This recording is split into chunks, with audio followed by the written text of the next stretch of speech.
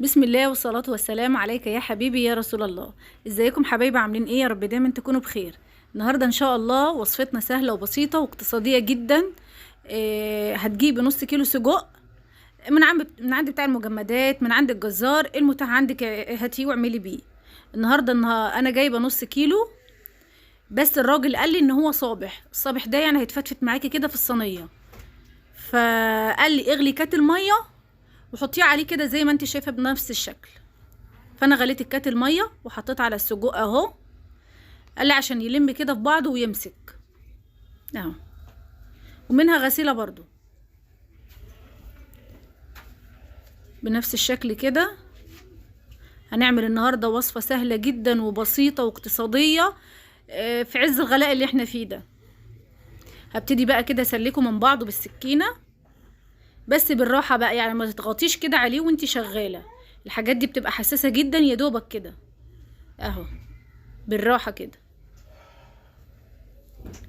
اهو، بنفس الشكل. سلكي بقى كده كله من بعضه كده اهو. خلصناه ما شاء الله لا قوه الا بالله، واحده من واحده زي ما انت شايفه. هجيب بقى الخضار بتاعي، معايا بصلايه كبيره هتقطعيها زي ما انت عايزه، صغير كبير. هتقطعي برضو فلفل اخضر، هتقطعي برضو نص كيلو طماطم. انا قطعت حوالي كيلو بطاطس او كيلو وي كمان. هجيب الصينيه بتاعتي، هحط فيها حبه زيت مش كتير، وهنزل بالسجق. ما تقلقيش، انا بعمل في صينيه ألمونيا عشان اللي مش متاح عنده التيفال طبعا ما بيلزقش. فحتى لو حطيتي من غير ماده دهنيه خالص، فانت بتعمله وانت مطمنه لانه مش هيلزق. طبعا ما تقلبهوش غير لما يكون خلاص اتشمع من الناحيه اللي انت حطاها في الصينيه، لانه ما بياخدش تقليب كتير. ولو عندك معلقه سيليكون زي دي يا ريت تقلبي بيها. انما لو عندك المعدن بالراحه بقى خالص، حركي فيه كده بالراحه، عشان دي من الاكلات الحساسه جدا اللي بتتفرفت كده وبتتهري بسرعه اهو. ده بيبقى صابح بقى، بيبقى فيه ميه فيه كده، ما بيبقاش لسه ناشف وهو متعلق بقى عند الجزار. ده مش بلدي يا جماعه، ده مش من عند الجزار عشان اكون صريحه معاكم. ده انا جايبه نص كيلو ب25 جنيه اهو. نزلت بقى بالبصل بتاعي، وسعت لنفسي كده في الصينيه، وهبتدي بقى اشوح بس البصله تدبل معانا عشان ما تبقاش صحيحه. وهقلب بقى كده في وسعيه الصينيه عشان مهريش السجق بتاعي اهو. هرفعه كده لفوق واقلب بقى اهو. انا بقلب في البصله بس، من وقت للتاني كده بحرك السجق من مكانه. البصله دبلت معانا، هدخل بقى كله كده في قلب بعضه بالراحه برضو. انا بعمل بالراحه، بس انا عشان مسرعه الفيديو. هنزل بالفلفل الاخضر بتاعي المتقطع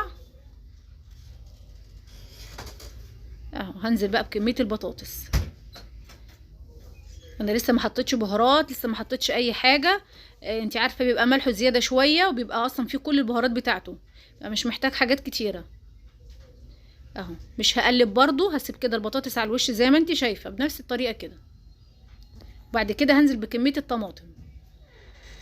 طماطم قطعيها، ما تضربيهاش في الخلاط عشان ميبقاش عامل زي الطبيخ كده معاكي، ويبقى مش حلو خالص. هجيب حوالي كوبايه ميه مغليه او اقل من الكوبايه. هحطها ليه كوبايه الميه؟ عشان انا زي ما قلتلك احنا عاملينها في الصينيه الالمونيا مش في التيفال، فوارد ان يلزق منك في اي وقت. فانا هحط الميه المغليه على ما بس الطماطم بتاعتي تنزل ميتها والبصله تنزل ميتها، ويغلي اهو. ما شاء الله لا قوه الا بالله، بيغلي معانا كده بنفس الشكل. وبك الميه بتاعته، متقلقيش الميه دي كلها دلوقتي هتنشف معانا.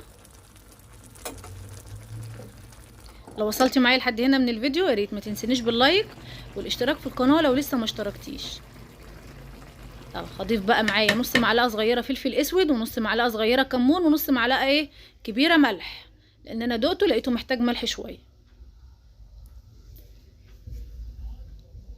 بعد ما خلصناه استوى معانا، البطاطس بقت زي الزبده وهو استوى معانا كويس جدا. هولع الشوايه بتاعتي من فوق واحطه تحت الشوايه لحد لما ينشف معانا، وهيبقى كده حاجه زي العسل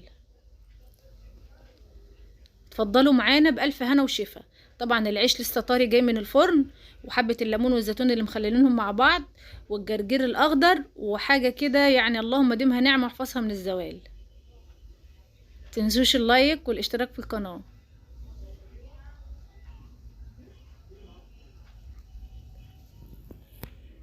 حطوا لايك.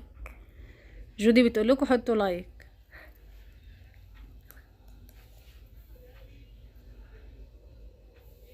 ابني بيكتشف كده حاجات جديدة في التصوير، معلش.